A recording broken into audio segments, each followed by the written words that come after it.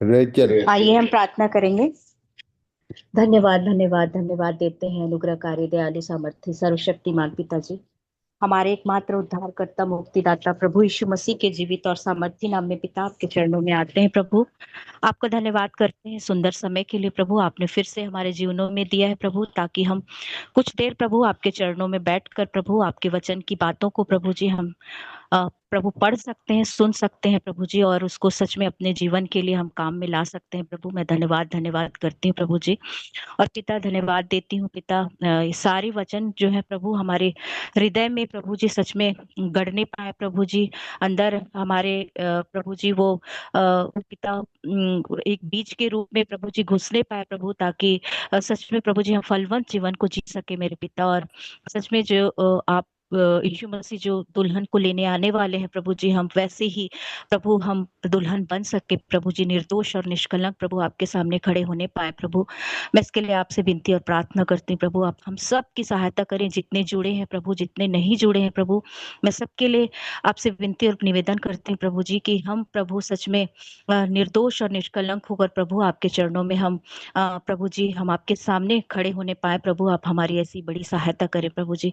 जो भी हम प्रभु अभी पढ़ रहे हैं प्रभु जी, आपके वचनों से हम सीख रहे हैं प्रभु जी, सच में हम प्रभु 60 गुना 70 गुना 100 गुना हम फल लाने वाले हो सके प्रभु। आप हमारी मदद करें प्रभु जी। सारे प्रभु जी इक्विपमेंट को प्रभु आपके चरणों में सौंपते हैं प्रभु जी, हर प्रकार से पिता आप मदद करें, सहायता करें, ताकि कोई भी विघ्न प्रभु हमारे प्रभु जी इस अध्ययन में आने ना पाए प्रभु जी। और आपकी आत्मा की सहायता से प्रभु जी में हर चीज को हम समझने पाए प्रभु जी। विशेष करके मामों को आपके धर्म हाथों में मैं समर्पित करती हूँ प्रभु जी।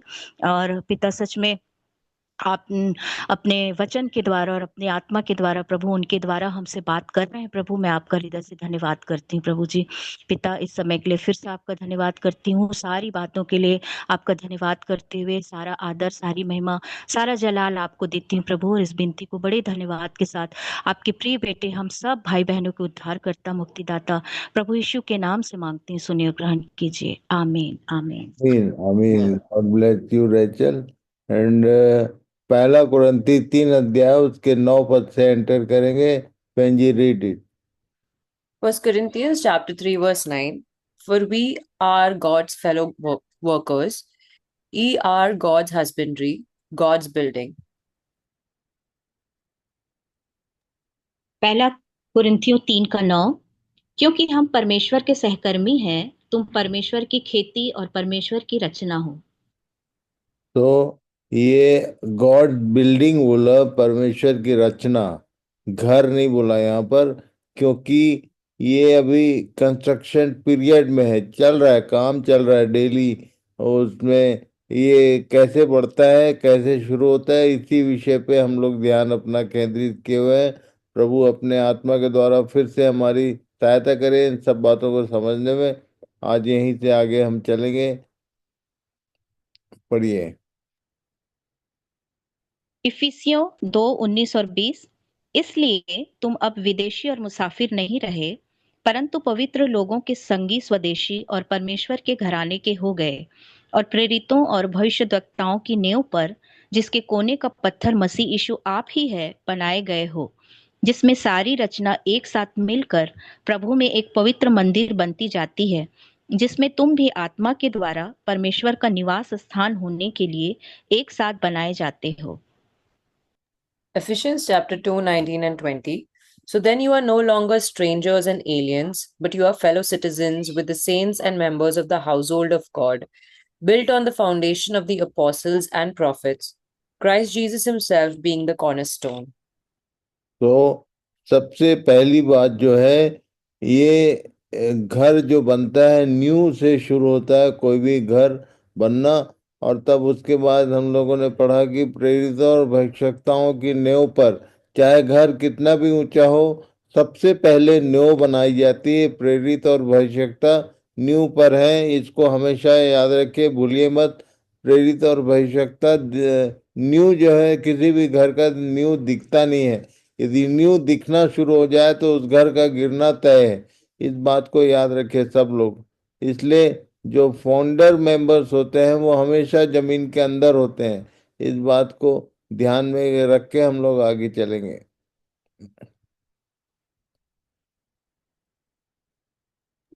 Church as spiritual building. ये न्यू इस तरह से डाला जाता है जब किसी भी घर की शुरुआत होती है। और न्यू के पत्थरों का शेप कोई बहुत एकदम नपा तुला नहीं होता। न्यू के पत्थर बेहिसाब होते हैं, वो बड़े होते हैं, और ये ऐसे ही दिखते हैं जो है जैसा इसमें हाँ दिख रहा है। न्यू के पत्थर के विषय में, ये न्यू में प्रेरितों और भविष्यवक्ताओं को रखा गया, उनके विषय में पौलुस ने एक बात लिखा, कल मैं याद दिलाया था, आज पढ़ लेते हैं। पढ़िए, पहला कुरिन्थी 4:9 से 13। जो न्यू है उसके विषय में पौलुस बोल रहा है क्या? पहला कुरिन्थियों 4:9 से 13 तक। मेरी समझ में परमेश्वर ने हम प्रेरितों को सबके बाद उन लोगों की नाई ठहराया है जिनकी मृत्यु की आज्ञा हो चुकी हो, क्योंकि हम जगत और स्वर्गदूतों और मनुष्यों के लिए एक तमाशा ठहरे हैं। हम मसीह के लिए मूर्ख हैं, परंतु तुम मसीह में बुद्धिमान हो। हम निर्बल हैं, परंतु तुम बलवान हो। तुम आदर पाते हो, परंतु हम निरादर होते हैं। हम इस घड़ी तक भूखे प्यासे और नंगे हैं, और घूंसे खाते हैं, और मारे मारे फिरते हैं, और अपने ही हाथों से काम करके परिश्रम करते हैं। लोग बुरा कहते हैं, हम आशीष देते हैं। वे सताते हैं, हम सहते हैं। वे बदनाम करते हैं, हम विनती करते हैं। हम आज तक जगत के कूड़े और सब वस्तुओं की खुरचन की नाई ठहरे हैं।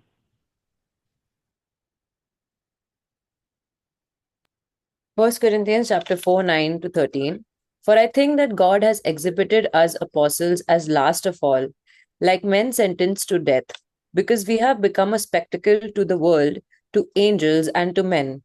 We are fools for Christ's sake, but you are wise in Christ. We are weak, but you are strong. You are held in honor, but we in disrepute. To the present hour, we hunger and thirst. We are poorly dressed and buffeted and homeless. And we labor, working with our own hands. When reviled, we bless. When persecuted, we endure. When slandered, we entreat. We have become and are still like the scum of the world, the refuse of all things. New के पत्थरों की ये quality होती है, इसको कभी मत भूलिए।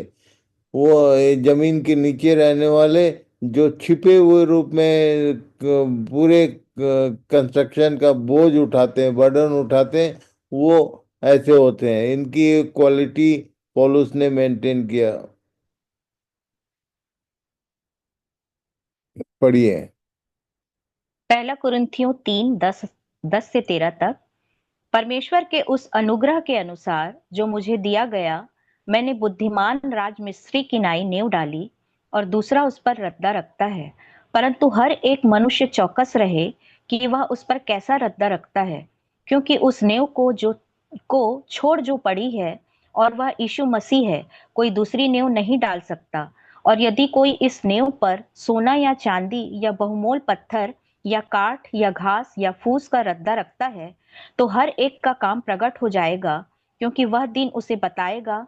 इसलिए कि आग के साथ प्रकट होगा, और वह आग हर एक का काम परखेगी कि कैसा है। ये क्या बोलना चाहता है, इसको हम लोग ध्यान करने का प्रयास करेंगे। पढ़िए। 1 Corinthians chapter 3 verses 10 to 13. According to the grace of God given to me, like a skilled master builder, I laid a foundation, and someone else is building upon it. Let each one take care how he builds upon it. For no one can lay a foundation other than that which is laid, which is Jesus Christ. Now, if anyone builds on the foundation with gold, silver, precious stones, wood, hay, straw, each one's work will become manifest, for the day will disclose it, because it will be revealed by fire, and the fire will test what sort of work each one has done. जितने जो ministry कर रहे हैं उन लोग सावधान रहें कि आप कैसा रद्दा उस बिल्डिंग पर नया जो रख रहे हो, कैसा रख रहे हो। यहाँ पर उसने इंस्ट्रक्शन दिया कि as a skilled master builder, एक एक राजमिस्त्री की नाई मैंने नींव डाली है, और दूसरा उस पर रद्दा रखता है। इसलिए इस कंस्ट्रक्शन में जितने लोग लगे हैं, हम परमेश्वर के सहकर्मी बोला, जितने जो मिनिस्ट्री में है, चाहे वो छोटे हों बड़े हों, उम्र से ज्ञान से, आप उसकी उसके सहकर्मी हैं, आप उसके अथॉरिटी मालिक नहीं हैं, पर हम लोग उसके साथ काम करने वाले लोग हैं। और हमको अपने कामों के विषय में ध्यान रखना है कि घास फूस और कोई कोई ऐसी चीज बेस बेस पे ना हो। कई लोग नए लोगों को लाते हैं कलीसिया में, दाहिने हाथ की संगति जोड़ते हैं। कैसे लोग जोड़े जा रहे हैं, इसको ध्यान में रखना है, इसको समझने का है।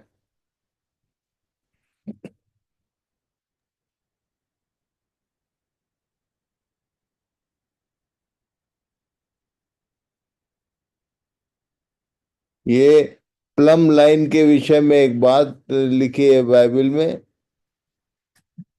पढ़िए। वो खुद भी एक मास्टर बिल्डर है, पढ़िए। आमोस 7:7 से 8 तक। उसने मुझे यह भी दिखाया, मैंने देखा कि प्रभु साहुल लगाकर बनाई हुई किसी भीत पर खड़ा है और उसके हाथ में साहुल है। और यहोवा ने मुझसे कहा, हे आमोस, तुझे क्या देख पड़ता है? मैंने कहा, एक साहुल। तब परमेश्वर ने कहा, देख, मैं अपनी प्रजा इस्राएल के बीच में साहुल लगाऊंगा। ये पुराने नियम के लोगों के लिए बोला गया कि मैं उनके बीच में साहुल लगाऊंगा, कि ये कैसे बन रहे हैं सब। तो नए नियम के लोगों के लिए भी, खासकर नए नियम के लोगों को रचना कही गई, बिल्डिंग कहा गया। तो इसलिए इस बात को याद रखिए कि जिस दिन भी वो आएगा तो साहुल लगा के हमारे जो कंस्ट्रक्शन है, जो बनाए जा रहे हैं हम, उसको ध्यान करेगा, उसको चेक करेगा। और तब उसने बोला कि देख, मैं अपनी प्रजा के बीच में साहुल लगाऊंगा। Read it. Amos chapter 7, 7 to 8. This is what he showed me. Behold, the Lord was standing beside a wall built with a plumb line in his hand. And the Lord said to me, Amos, what do you see? And I said, a plumb line. Then the Lord said, behold, I am sending a plumb line in the midst of my people Israel. I will never again pass by them.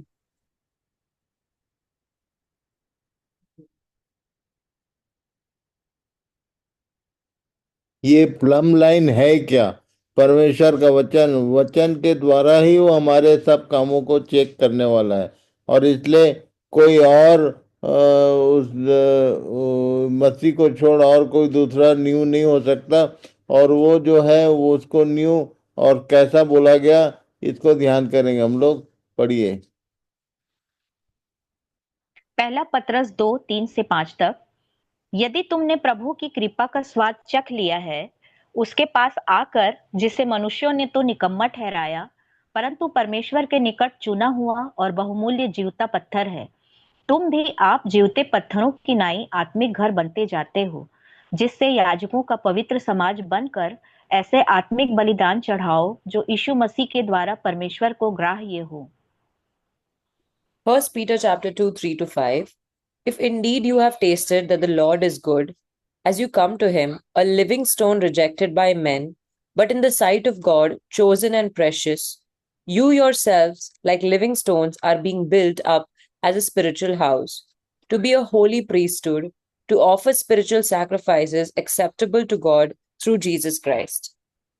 तो दो बार living stone शब्द use हुआ है यहाँ पर।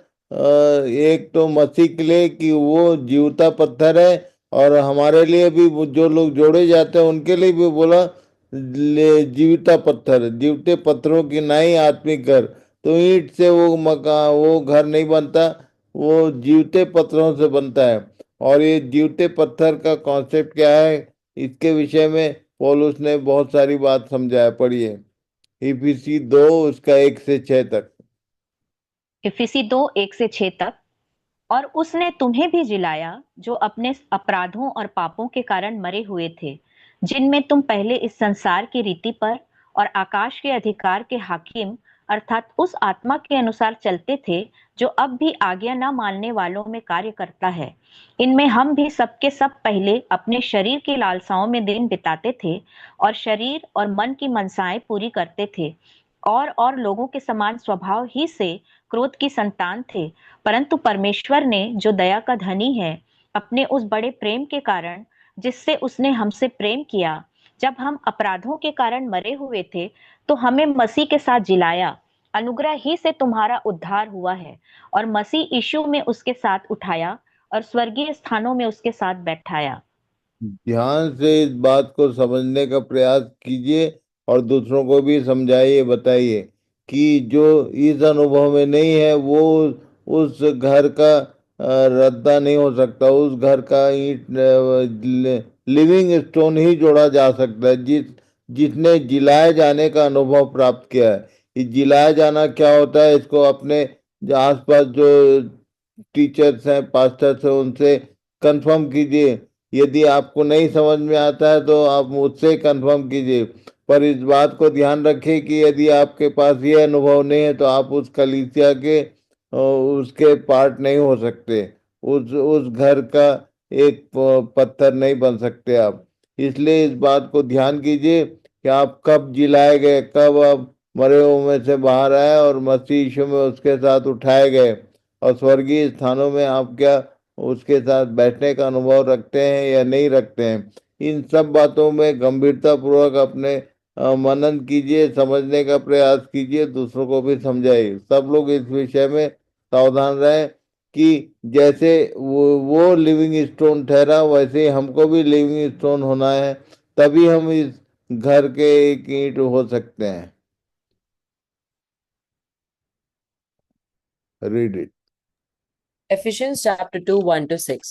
And you were dead in the trespasses and sins in which you once walked, following the courses, following the course of this world, following the prince of the power of the air, the spirit that is now at work in the sons of disobedience, among whom we all once lived in the passions of our flesh, carrying out the desires of the body and the mind, and were by nature children of wrath, like the rest of mankind. But God, being rich in mercy, because of the great love with which He loved us, even when we were dead in our trespasses, made us alive together with Christ. By grace you have been saved, and raised us up with Him, and seated us with Him in the heavenly places in Christ Jesus. इसलिए मरे हुए से जी उठने के अनुभव को ठीक से समझने का प्रयास करें, और केवल समझना नहीं है, मरे हुए में से जी उठने का अनुभव प्राप्त करना है। तो प्रभु सहायता करे, इन सब बातों को ठीक ठीक समझने का प्रयास करिए।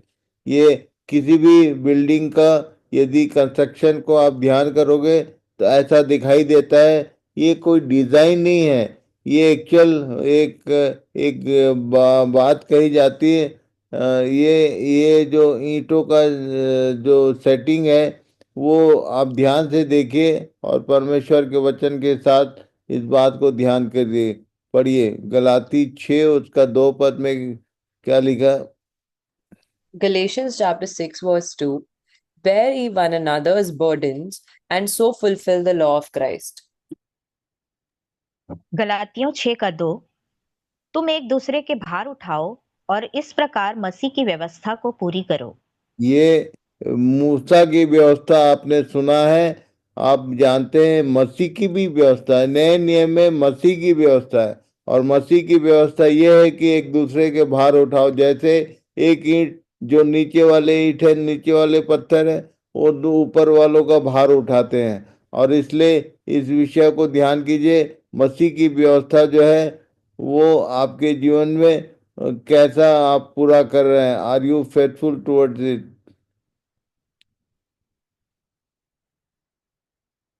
Are you really burdened for others like Lord Jesus Christ? May God bless us all. तो यहाँ पर आज रुकेंगे और इसके बाद आगे को कल देखेंगे। तो प्रभु सहायता करे कि हम इन बातों को ठीक ठीक समझने का प्रयास करें, और कि मसीह की व्यवस्था हमारे जीवन में पूरी हो रही है, हम दूसरों का बोझ उठाने वाले लोग बन रहे हैं। और ये मसीह दूसरों का बोझ उठाना केवल फाउंडेशनल स्टोन का काम नहीं, इन ऑल उन लोग बोझ उठाते हैं, पर हर ईंट के ऊपर एक बोझ होता है। कोई ईंट फ्री नहीं होता है, वो हमेशा एक कंस्ट्रक्शन में एक ईंट जो है वो फंसा फंसा पड़ा रहता है। यदि मैं भेजूंगा आपको ये स्टडी मटेरियल, उसको ध्यान से देखिए और अपने आप को चेक कीजिए कि इस तरह के ये जो परमेश्वर का कंस्ट्रक्शन है इसमें आप पाए जाते हैं या नहीं। प्रभु सबकी सहायता करे। Thank you very much. Pastor Claudius, please pray for all.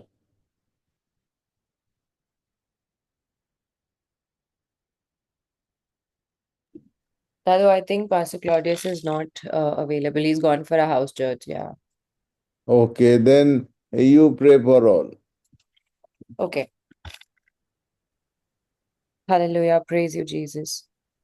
धन्यवाद प्रभु यीशु, आपने हमें ये समय दिया प्रभु। धन्यवाद कि हम सब इकट्ठा हो पाए प्रभु। धन्यवाद प्रभु कि इस साल के पहले दिन से हमें आपने भोजन दिया है प्रभु हमारी आत्मा के लिए। हम चाहते हैं प्रभु आज तक जो भी बातें हमने सुनी है और आज भी जो सुनी है प्रभु, हम स्मरण कर पाए, ग्रहण कर पाए हमारे जीवन में, उसको प्रभु हम कार्यरत हो पाए प्रभु।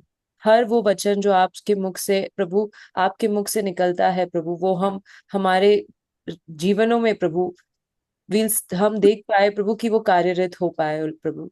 हम चाहते हैं कि आप सभी को आपके पवित्र लहू से ढक दे प्रभु। हम धन्यवाद करते हैं शेखर दादू के लिए भी प्रभु। प्रभु आपने उनके हृदय पर इतने सारे प्रकाशन रखे हैं प्रभु, जो हम हमारे साथ वो बांट रहे हैं प्रभु। हम धन्यवाद करते हैं उनके लिए हमारे जीवन जीवन में प्रभु। प्रभु हम चाहते हैं कि आप उनको भी सही सलामत सुरक्षित रखिए प्रभु। प्रभु जैसे आप उनको प्रकाशन देते हैं प्रभु, वैसे ही हम चाहते हैं कि हम भी सीख पाए प्रभु, आपकी आत्मा में जुड़ पाए प्रभु, आत्मा से जुड़ पाए प्रभु। हम सभी को प्रभु, हमारे सभी के कटोरों को भर दे प्रभु, और वो उभर पाए प्रभु, वो कटोरे से भी बाहर आ पाए प्रभु। ऐसा मस्सा दे हमें प्रभु, ऐसा प्रकाशन दे हमारे जीवनों में प्रभु। हम धन्यवाद करते हैं, सही अच्छी सेहत मांगते हैं प्रभु आपके लोगों के लिए। हम चाहते हैं प्रभु कि यहाँ पर जो भी जुड़े हैं और जो नहीं भी जुड़ पाए हैं प्रभु, और जो हर किसी भी दिनों पर हम बाइबल स्टडी में जुड़ पाए हैं प्रभु, हम चाहते हैं कि इनमें से कोई भी प्रभु कहीं पर भी खो ना पाए प्रभु। हर एक व्यक्ति प्रभु आपके राज्य के लिए प्रभु उद्धार पाए प्रभु, आपके राज्य में उद्धार पाए हम चाहते हैं। हम मांगते हैं प्रभु कि ये जो हम वचन सीखे हैं वो कभी भी ना भूल पाए प्रभु, पर एक दूसरे के साथ बांट बांट पाए प्रभु। हमारे आत्मिक आंखों को खोल प्रभु, ताकि और हमारे आत्मिक मनों को खोल, ताकि हम देख सके प्रभु कि हम किस तरह से एक दूसरे का बोझ उठा पाए। जैसे आपने हमें वो बोझ दिया है आपके वचन का, उस पे हम सही मार्ग पर चलकर प्रभु आपके वचनों को बांटते हुए हमारे जीवनों से प्रभु, वो जो आपने हमारे जीवन के लिए योजनाएं रखी है प्रभु, वो योजनाएं पूरी कर पाए प्रभु हम चाहते हैं। हम धन्यवाद करते हैं सारे लोगों को, उनके परिवारों को सही सलामत रख प्रभु। इस शाम को आपके हवाले करते हैं, इस रात को आपके हवाले करते हैं, जब तक हम वापस कल मिलते हैं प्रभु।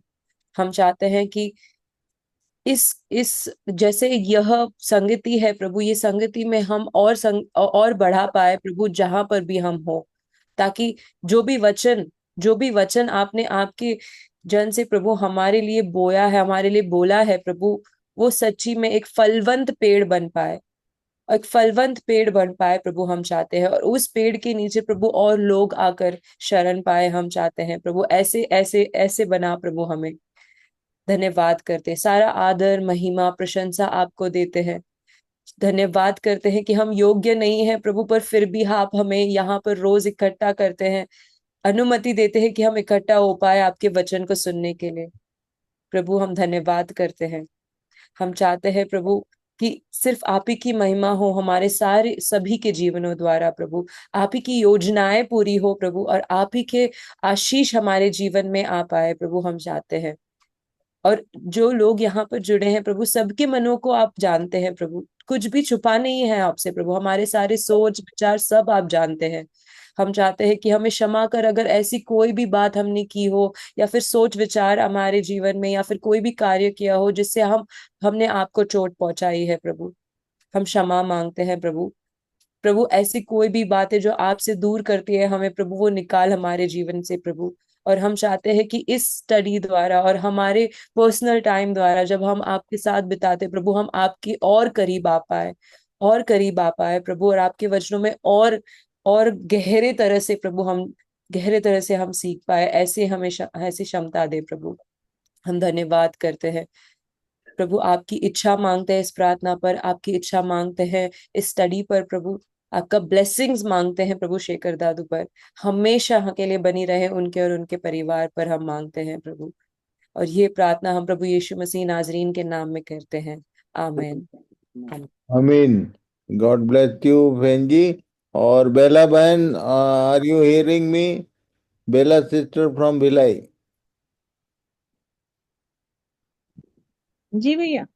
हाँ, जो लोग ऑनलाइन वॉच करते हैं यूट्यूब में, उनके लिए, सबके लिए प्रार्थना करेंगे।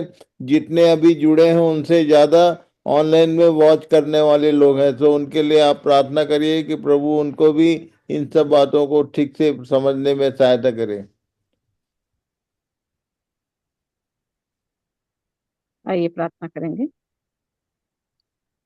हमारे जीवते अनुग्रहकारी दयालु और सच्चे परमेश्वर पिता, सारी सृष्टि के मालिक, जीवन के दाता, आपके पवित्र पवित्र पवित्र नाम को सराहते हुए आज की शाम आपके इकलौते पुत्र हमारे उद्धारकर्ता प्रभु यीशु मसीह के नाम से आपके चरणों के पास आते हैं। हम धन्यवाद करते हैं प्यारे पिता इस सुंदर संगति के लिए जो आपने अपनी बड़ी दया से इस छोटे झुंड में अपने प्रगटीकरण को देकर अपने दास के मुख से होकर आपसे बातचीत किया है। धन्यवाद देते हैं प्यारे पिता परमेश्वर, ये आपकी अद्भुत योजना है प्यारे प्रभु जी, जिसके माध्यम से हम जुड़ते हैं और इस वचन को सुनकर आपकी इच्छा को पहचानते हैं और आपके इच्छा अनुसार चलने के लिए अपने मनों को तैयार करते हैं। धन्यवाद देते हैं प्यारे पिता परमेश्वर, जब भाई इस रिकॉर्डिंग को यूट्यूब में डालते हैं प्यारे पिता, हम आपसे विनती और प्रार्थना करते हैं प्यारे प्रभु जी कि इस यूट्यूब के माध्यम से प्रभु आपका ये वचन उन लोगों तक पहुंचने पाए प्रभु, जो आपको ढूंढ रहे हैं प्रभु, जो आपके खोजी हैं प्यारे पिता परमेश्वर, जो सच्चाई से जानना तो चाहते हैं परंतु अब तक अज्ञान है प्यारे प्रभु जी। इस यूट्यूब के माध्यम से वो गहरा भेद, वो प्रकाशन उनके जीवनों तक पहुंचने पाए प्यारे प्रभु जी। और बहुत से ऐसे लोग प्रभु जी जो प्रभु आपके वचन के अनुसार चलने की इच्छा तो रखते हैं परंतु उनको गाइडलाइन नहीं मिल रहा है प्यारे पिता, ऐसे बहुत से जीवन प्रभु इस यूट्यूब के माध्यम से, इस वचन के द्वारा वो आपके राज्य के भागीदार हो जाए प्यारे पिता, ऐसी बड़ी दया और सहायता चाहते हैं। धन्यवाद देते हैं प्यारे प्रभु जी, आपकी योजना अद्भुत है प्यारे प्रभु जी।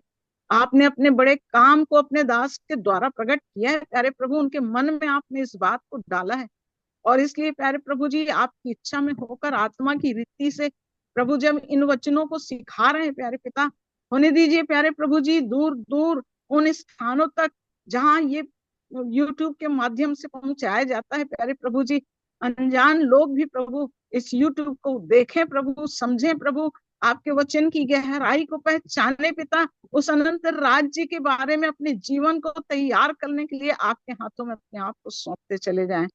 प्रभु हम आपका धन्यवाद करते हैं और आपकी बड़ी दया और सहायता चाहते हैं। हर एक विषयों के लिए प्रभु हम आपके चरणों में रखते हैं। जिन जिन बातों को भाई ने बड़े बोझ के साथ रखा है प्यारे प्रभु जी, होने दीजिए प्यारे प्रभु की सचमुच एक व्यक्ति के जीवन को कैसे उस मसीहत तक पहुंचना है और उस मसीहत तक पहुंचने के बाद उसे कैसे अपने जीवन को प्रतिदिन चलाने के लिए आपकी इच्छा में तैयार होना है, कैसे वो घराना बनाया जाएगा, कैसे वो घर बनाया जाएगा और कैसे एक दूसरे का भार उठाते हुए आपके राज्य के लिए बढ़ते जाना है। इन बातों को आज के दिन प्रभु आपने प्रकट किया पिता, उसके लिए हम आपका धन्यवाद करते हैं। भाई के जीवन के लिए प्रभु आपका धन्यवाद करते हैं। इन कठिनाइयों में, तकलीफों में होने के बावजूद आत्मा में जो प्रबलता आपने दिया है प्यारे प्रभु, आत्मा में जो सामर्थ्य आपने उन्हें दिया है प्यारे पिता परमेश्वर, वो बड़ा याव प्रभु जो उनके माध्यम से होकर आप बहुतों को आपकी आशीषों से भर रहे हैं प्यारे पिता, उसके लिए हम भाई का धन्यवाद धन्यवाद धन्यवाद करते हैं। धन्यवाद देते हैं प्यारे पिता आपके पवित्र प्रेम के लिए, अनुग्रह के लिए, शांति के लिए, हर एक का जीवन आपकी पवित्र इच्छा में चले और बढ़ते चले जाए। सारे समय को, जीवन को आपके चरणों में सौंपते हैं। विनती प्रभु यीशु मसीह के उत्तम और पवित्र नाम से मांग लेते हैं, दया से सुनकर कबूल कीजिए पिताजी, आमीन। आमीन आमीन। सो गॉड ब्लेस यू ऑल। प्रभु सबको आशीष दे। फिर से कल संध्या इकट्ठे होंगे, तब तक के लिए हाँ, शालोम। शालोम शालोम ना, shalom shalom shalom Shalom. Shalom shalom दादा।